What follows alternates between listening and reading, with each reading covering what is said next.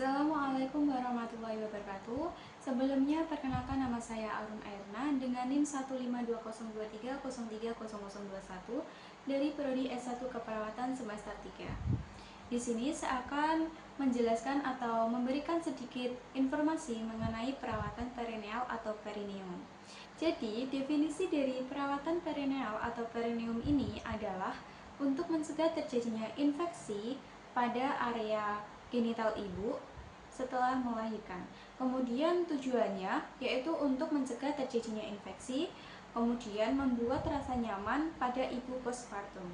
Kemudian alat dan bahan yang digunakan adalah sarung tangan bersih, sarung tangan steril, bengkok, bak instrumen, kom kecil, kapas sublimer, kasa, pinset, kemudian air hangat, kemudian ada perla, ispot, handuk mandi, kemudian selimut ganti, pembalut, dan lainnya.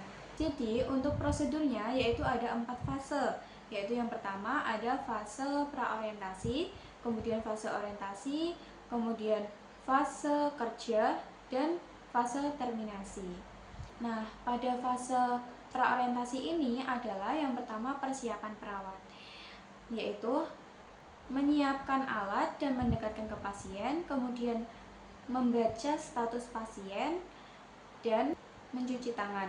Kemudian yang kedua, persiapan lingkungan, yaitu kita pastikan menjaga privasi pasien dengan menutup gorden atau pintu. Kemudian yang ketiga, bantu ibu secara psikologis, yaitu bangkitkan rasa percaya diri. Cobalah membantu ibu mengurangi rasa sakit dan rasa takut. Bantu pasien agar mempunyai pikiran dan perasaan baik untuk bayinya. Kemudian pada fase orientasi, yang pertama kita menyapa dan memberi salam. Kemudian yang kedua, memperkenalkan diri kita. Kemudian yang ketiga, mengecek identitas pasien atau gelang pasien. Kemudian yang keempat, menjelaskan tujuan tindakan. Yang kelima, menjelaskan prosedur tindakan. Kemudian yang keenam, kontrak waktu. Kemudian yang ketujuh, menanyakan persetujuan dan kesiapan pasien.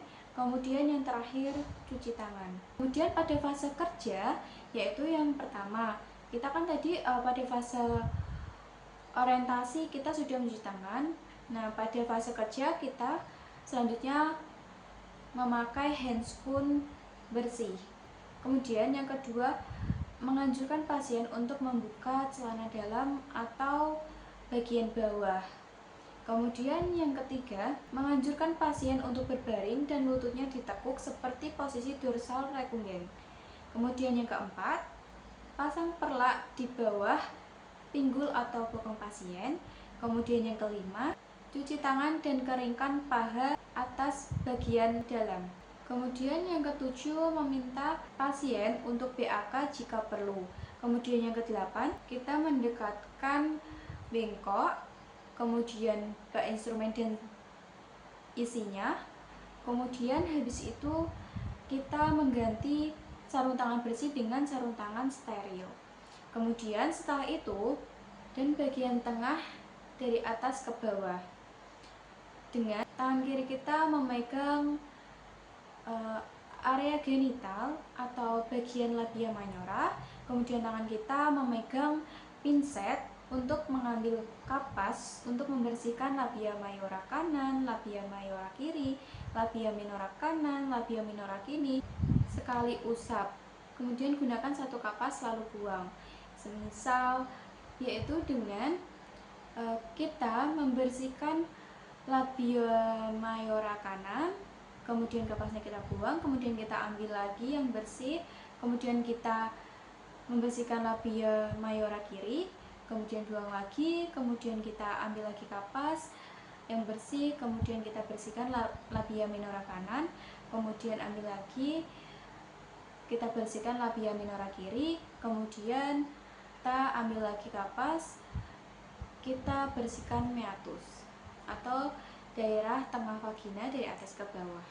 Nah, jika ada luka episiotomi, lakukan usapan pitadin pada luka dengan kasa pitadin, yaitu dengan cara yang pertama, tangan kiri kita membuka labia mayora, kemudian tangan kita memegang pinset untuk mengambil kapas basah untuk membersihkan labia mayora kanan, labia mayora kiri dari atas ke bawah.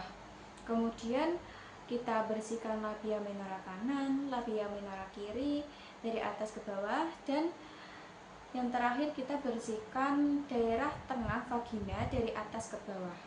Setelah itu kita memberikan pitadin pada kasa, kemudian ditempelkan di perineum. Setelah itu kita ambil pispot yang ada di bawah pinggul atau bokong pasien. Setelah itu kita mengganti pembalut pasien dan memakaikan celana pasien lagi. Kemudian pada tahap terminasi, yaitu yang pertama kita harus merapikan alat dan pasien. Kemudian yang kedua melakukan evaluasi tindakan. Kemudian yang ketiga menjelaskan rencana tindak lanjut dan berpamitan. Kemudian yang terakhir mencuci tangan dan mendokumentasikan. Baik, penjelasan atau sedikit informasi mengenai perawatan perineal atau perineum saya. Terima kasih sudah menonton video saya. Wassalamualaikum warahmatullahi wabarakatuh.